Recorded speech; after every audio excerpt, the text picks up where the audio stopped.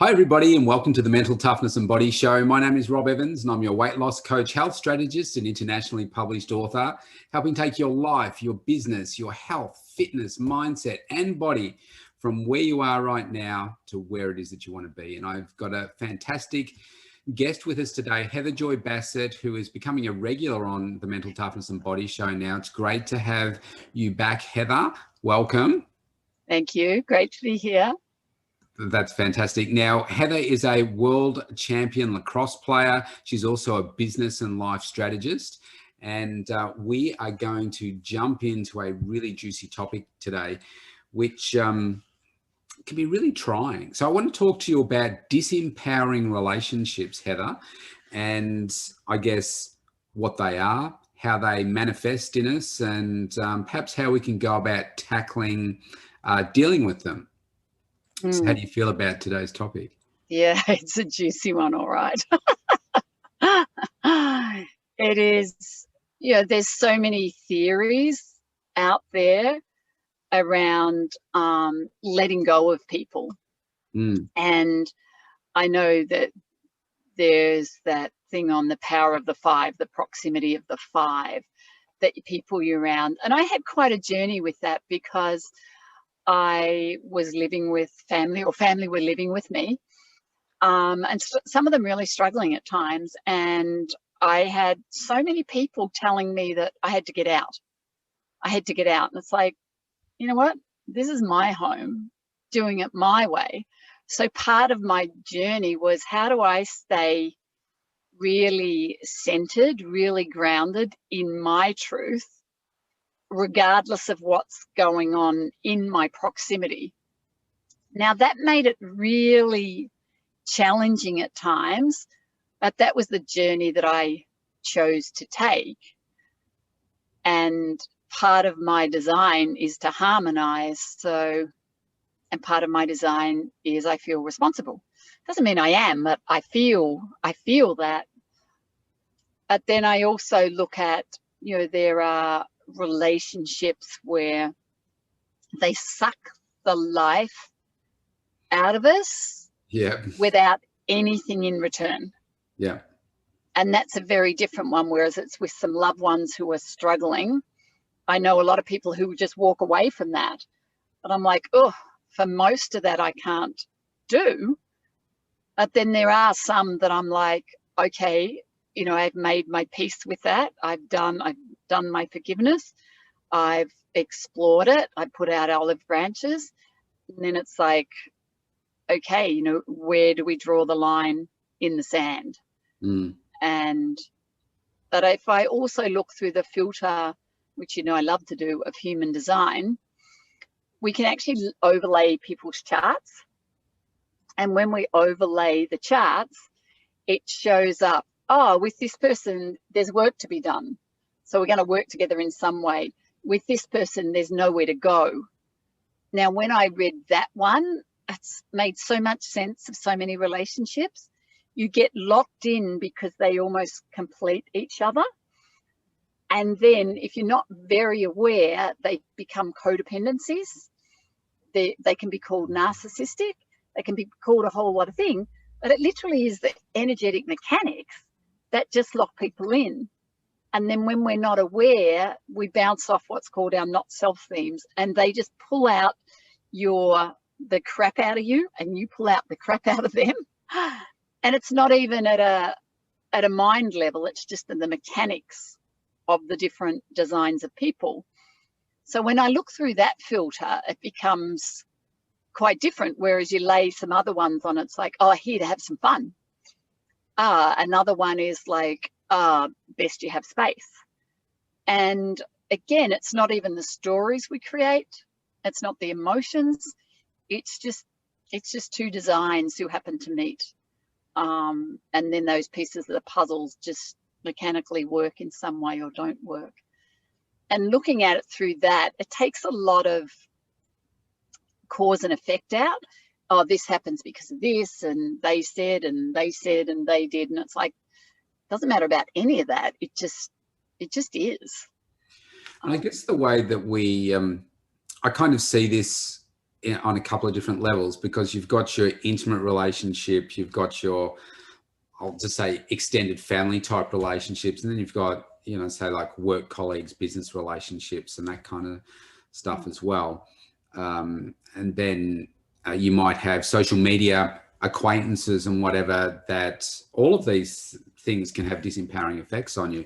But maybe if we jump into the hardest one, which is really the intimate relationship, because there's so much more emotion tied up with that. Because if it's just a business relationship, something that's said in one context can be just cut so much deeper if it's in that intimate relationship. So I suppose just talking about what you were just talking about there, you've got different human designs and so forth, but you know, you've chosen to be together. And I know that most people, now I think you got a 1 in 2, or what is it? I think it's 70% chance if you get married now in Australia since COVID, you're going to get divorced. You've got a 70% chance of getting divorced.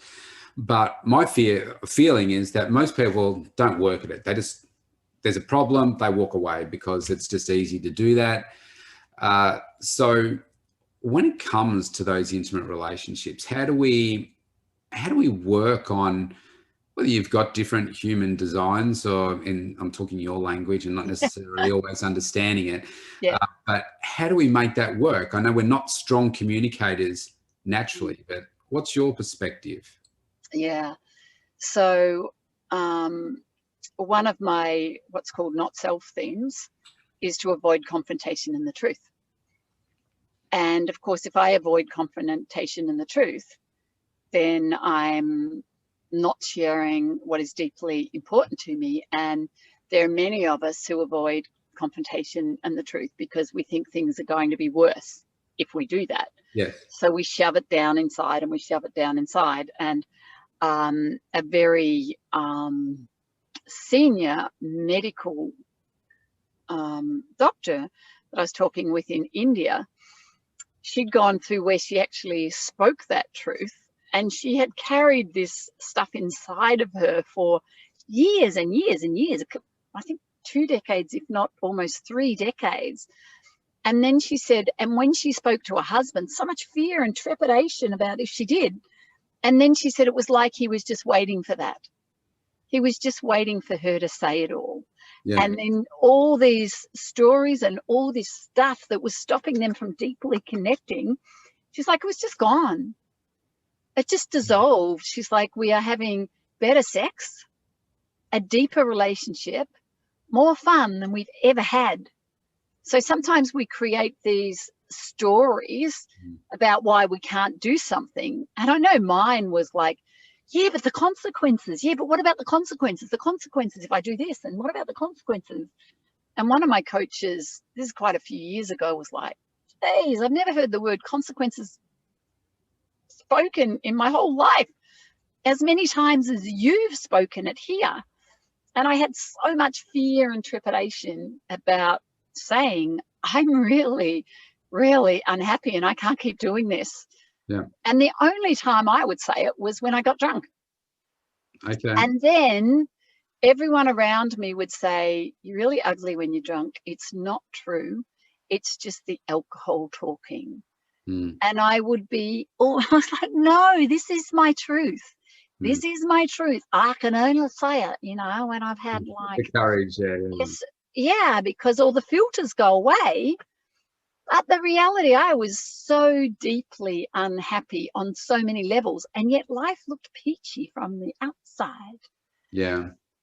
And that the vulnerability and the courage that it takes to go, whoa, this isn't working. And until we do that, there's no opportunity for someone else to respond. So things just loop around in our head and can't go anywhere. So it is that courage to either let go of things that we're holding on to for too long, or to actually speak, to look at, am I avoiding confrontation and truth? And I would dare say most of the people listening to you, most of the people on that health and business journey, there's a huge amount who avoid confrontation and the truth and hold on for things too long and think about things that don't matter. Yeah. And the crazy thing is all of those things we only do when we're not being who we're designed to be. Yeah. Yeah. Yeah, that's really a really powerful insight. So I think you're right. You've just got to, I think about my personal journey through relationships. And so I was with my ex-wife for 20 years. And I think for many years, because when you start off, I mean, we met when I was, oh gosh, what was I? I was 27 when we got married, and she was my second girlfriend. And I had no idea how all of that stuff was supposed to work. I just thought, doesn't it just, it's me and then there's her, and it's like, you love me, I love you. It's just, oh, it always just works from that point on. But no, it doesn't. And I used to, for probably years, just if something hit me here, you know, like I'm pointing to my heart here. I do Yes, have one. you do. It's a I very would, big one. oh, thank you. I would just let it build up and manifest inside me, and it would feel horrible. And then something small would happen, and then it's like, you always do that, you know. And by the way, you squeeze the toothpaste in the wrong part of the tube. You never put your clothes away, and you know, sounding like a crotchety old woman. And I thought, yeah, and it just didn't feel good. And then I realized, well, what I was doing was just making up all these stories in my head about, you know, if I said this, what would happen? And I guess I was going back to that inner child of me that was bullied as a kid and thinking, well, if I say this, you know, that's not going to feel good. And what are the consequences of doing that? But that doesn't serve you in the long run. So No, it absolutely does not serve, and it shows up as dis-ease in our body. It shows up as dis-ease in our mind. And for me, I remember when this guy asked me to get married. We're sitting on the back porch. It was a beautiful day. just this guy, this random This guy. guy. Well, I could call him my first husband, but I've never Right. had a second one. So I'm like, what do I call him? So anyway, this very, very beautiful, beautiful human. And, you know, he got down on bended knee and he said, I was waiting until you were happy before I asked you, but I don't know when you ever will be happy. Will you marry me? Yeah, I mean, right. that is not the way it's supposed to be. And I look back and I was so torn, because the tears and the unhappiness and the more tears was because I knew I wasn't meant to marry this person. That I was caught up in this illusion of this, you know, get married, have kids. I love this guy.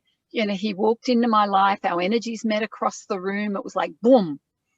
It was that love at first sight. But what I realized is that huge, deep connection is just part of who I am. Connection is my highest strength. So I deeply connect to people. And that doesn't mean they're even connected to me, but I'm deeply connected. I'm invested.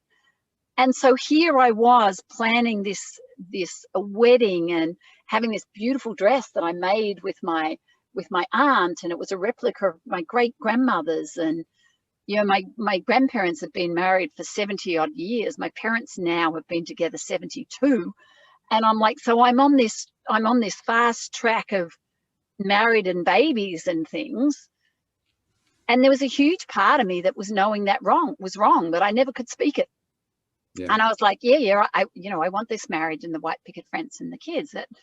And then, yeah, so we got married. And of course, that sadness and that guilt and that uncertainty that was there all along just compounded. And then when it came to, you know, people say you don't work on it. The thing was, when it came to having counseling and things, it was like there was nothing to work on.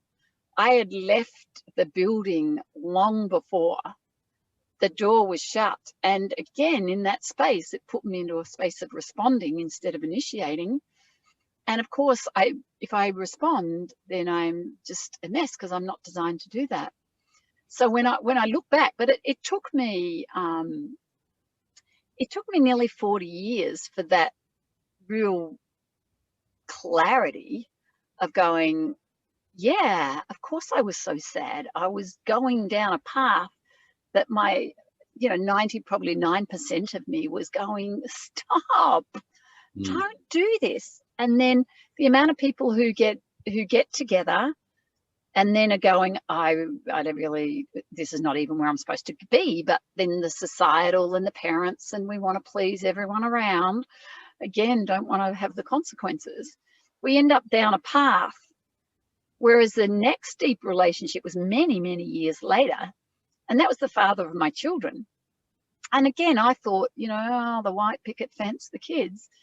And again, it was really traumatic for me. But I realized much sooner, I learned a little faster. We came together to have two exquisite children. They are beautiful, beautiful humans. I have two grandchildren, but I was not meant to journey any further with that person. Yeah. We literally got together for that we make up these fairy tales, the parents and the grandparents and the aunts and the uncles and all the friends. No, you're really good together, and no, you're this and this, and it's like rubbish. There are people who are absolutely, and again, if we look through human design, who are designed to be together. And then there's a whole bunch of people who were designed to come and journey together and to experience something together, and with love and compassion and forgiveness, say thank you, and then move on. So I have a bit of a difference of opinion around, that people don't work, aren't willing to work on things. But again, by my third relationship recently, we split up, and we had to have a divorce because we'd been together long enough, even though we weren't married. And that, it was like, how do, with love and compassion, we both win here and not make lawyers rich. And so again, with that experience, very different. And I recently went and stayed there, and we had a beautiful time of really deep connection without that pressure of like, oh, we're an item, or we're meant to be together. Yeah. So I know obviously there are many different ways of looking at this, but I'm interested in your perspective here, which might be really powerful for some people listening. What are so you mentioned there are some people that are just made to be together, and some that aren't. So just, I guess, in your language that people can understand, how do you what are the matches where you would say, okay, well, this person with this, so obviously we're talking about qualities, characteristics, design features, whatever, that you think, okay, these people do really work well together. Yeah. So looking at it from a different perspective of, okay, like I said before, there's two people, and my observation is that people tend to give up too early, and they don't work on it. I guess this is looking at it from a different angle and saying, okay, well, this type of person is going to be, really good for this type of person. So I love that. And again, they're definitely, it's not like I don't work on things. Trust me, I work on things. And at the same time, what are the bits that we're working on? But if I, again, look through the filter of human design, there are things called the gates of sexuality.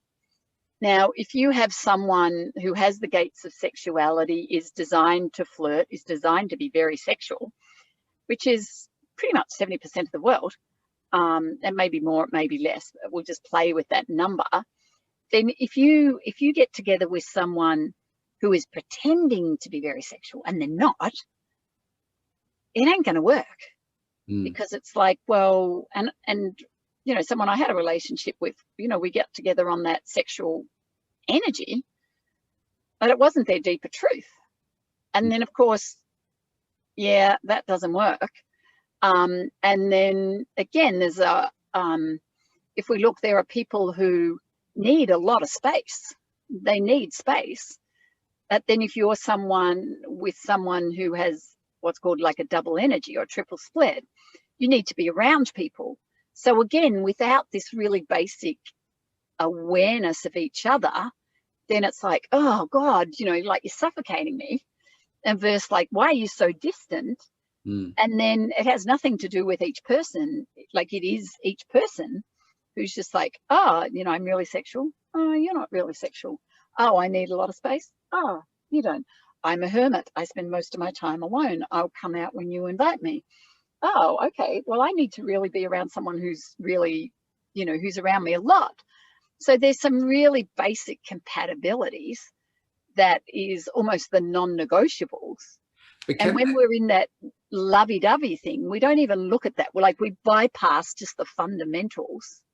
Yeah, doesn't go so well. Can that still work though if you have let's just say that you've got the person that is, so this is me, right? Yeah. So you've got and this is my last relationship actually. So somebody that really, I'm going to say needy, but that's probably a bit rude, but somebody that wants constant sort of attention, and the person that, like me, I'm deeply loving and, very loyal, but I also need my space to recover and do all that kind of stuff.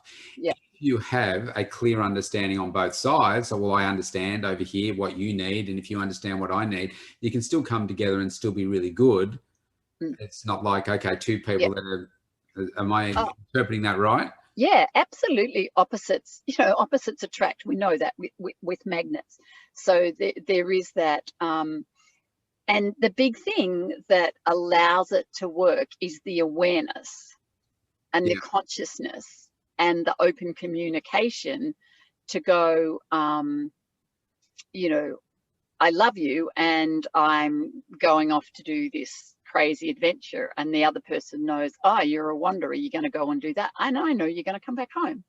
Whereas if we don't have that understanding there, again, that someone who needs, so someone that I love dearly, they have what's called a split energy center. So they would often need my energy, and I'd just be like, oh, I need my space. And I didn't understand it, but when I actually saw their design and went, oh, okay, it has nothing to do with me and everything to do with me, then they could come into my energy. And because acts of service is my love language, then it began to work. Whereas without the awareness, it's like, oh, give me some space here. So there's some really fundamentals that all the story drops away. Like there's a thing called how we make a decision is sacral. And so I loved hearing this the other day. So the energy type of the generator, you put two generators together, and when they both make the decisions the same way, one will say, do you love me? And the other goes, uh-huh. That's all that needs to be said, because they both understand how they make decisions. Yeah. Where if it's someone who is self-projected, they need to talk for half an hour. So if you know, that means I love you deeply from the bottom of my socks to the top of my jocks and open my heart. It's only a sound. But if you don't know that, you're like, oh, they're not even listening to me. They never say that they love me. And they have in their way. It's just like, do you love me? Uh-huh. Do you love me? Uh-huh. That's it. That's all those people ever need. And that if you put one of those people with someone who makes their decisions very differently and asks the question very differently, it's like, what's wrong with them? They never talk. And I'm like, yes.